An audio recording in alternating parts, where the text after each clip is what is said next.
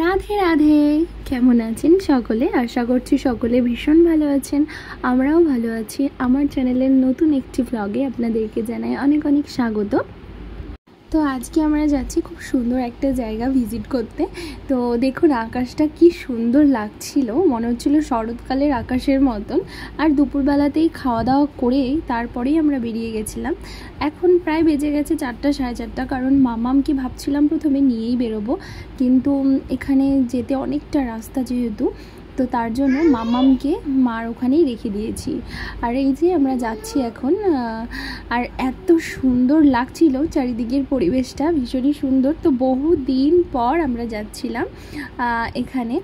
আর বরমশাই যেহেতু আগামীকাল চলে যাবে, আর আজকে যেহেতু বুধবার, তো বরমশাই বলল চলো আজকে আমরা ঘুরেই আসি, একটু লং ড্রাইভেই যাওয়া যাক। তো অনেক দিন পর যেহেতু আমরা বাইক নিয়ে বেরিয়েছি, আমাদের দুজনের কারোরই মাথাতে ছিল না যে সানগ্লাসটা নিতে হবে। আর প্রথমে ভেবেছিলাম নেব, তো তারপর ভুলে গেছি। আর এত পরিমাণে ধুলো উঠছিল, সত্যি বলতে তাকাতে পারছিলাম না। তো দেখতে থাকুন ব্লগটা, আশা করছি ভালো লাগবে।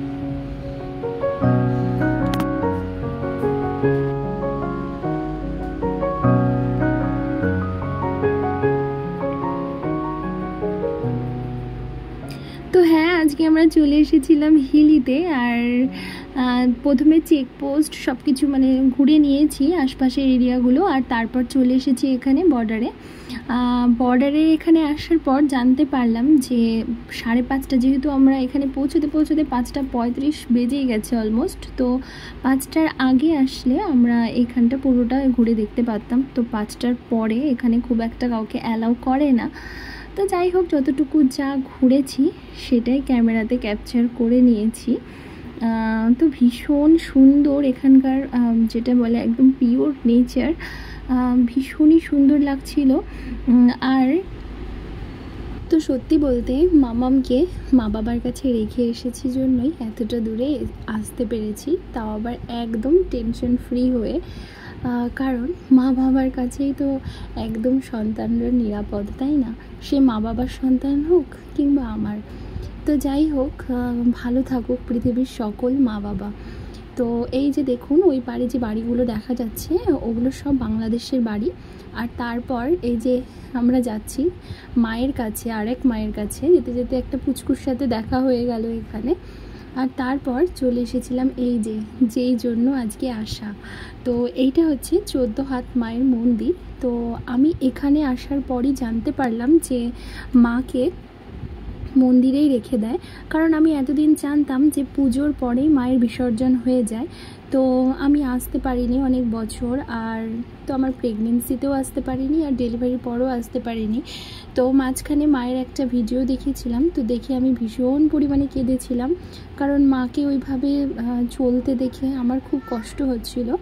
তো যাই হোক, তারপর এই যে মার দর্শন করে নিলাম, মন ভরে মাকে প্রণাম করে নিলাম। আর এই যে যেতে যেতে মা দুর্গার একটা মূর্তিও দেখে নিলাম, প্রণামও করে নিলাম। আর তারপর দেখতে থাকুন ব্লগটা, আশা করছি ভালো লাগবে। তো এটা চলে এসেছি, এখানে বাউল হচ্ছিল। এটা হিলি যাওয়ার আগেই একটা শ্মশান, আমি জানি না এখানকার এই শ্মশানটার নাম কি, তো এখানে বাউল হচ্ছিল। তো বরমশাই বললো এসছি যখন, তো চলো একবার ভেতর থেকে দেখেই যাই। যদিও বেশিক্ষণ থাকবো না, কারণ 7:30 মতো প্রায় বেজেই গেছিলো। তো যাই হোক, ভেতরে ঢুকে একটু এখানেই দেখছি একটা তারা মা, আর ভীষণ সুন্দর মায়ের মুখটা।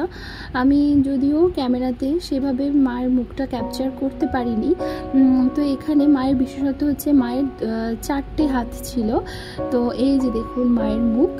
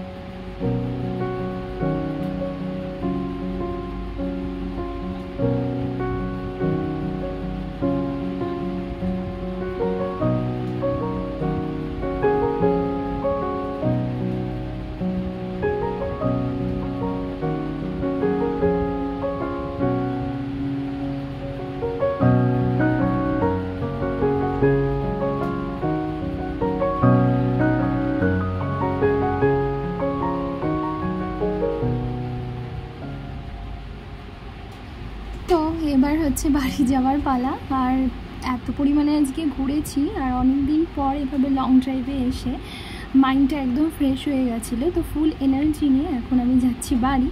তো এই যে চলে বেরিয়ে গেছি এখান থেকে, এখন আছি রোডে, আর এখন যাব মামামকে আনতে। তো প্রায় 8টা 8:30 মতো বেজে গেছিলো। আর যেহেতু আজকে অনেকটাই ঘুরে নিয়েছিলাম আমরা, তো এখন তাড়াহুড়ো করে যাচ্ছি বাড়িতে, কারণ এত রাত হয়ে গেছে আর মামামকে খাওয়াতে হবে বাড়ি গিয়ে, তো তার জন্য। আর এই যে দেখুন রাস্তাটা এত সুন্দর লাগছিল, প্রায় ফাঁকা ফাঁকাই ছিল রাস্তা, আর রাত্রিবেলা তো ভীষণ ভালো লাগছিল। আর এটা হচ্ছে একটা কালী বাড়ি, জানি না এটা কি কালী মন্দির। তো যাই হোক, তারপরে এই যে চলে এসেছি বাড়িতে। আর এই যে এখানে মাম্মাম রেডি হয়ে গেছে, এখন মাম্মামকে নিয়ে চলে যাব শ্বশুর বাড়িতে। রাধে রাধে।